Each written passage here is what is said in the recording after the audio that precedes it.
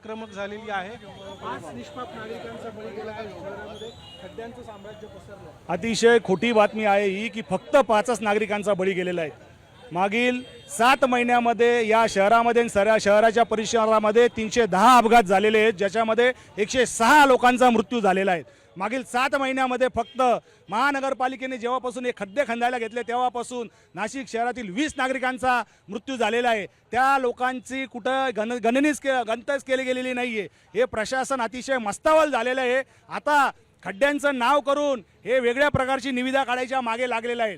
ठेकेदारांना नाशिक महानगरपालिकेमध्ये होऊ घातलेल्या सिंहस्थ कुंभमेळ्याचा 35,000 कोटीचा मलिदा कसा त्या ठेकेदारांच्या घशात घातला जाईल म्हणून आता पुढची महासभा ही स्टार रेटवर करायचं काम हे सगळे करत आहे। या महानगरपालिकेमध्ये वेगवेगळ्या टोळ्या झालेल्या आहेत।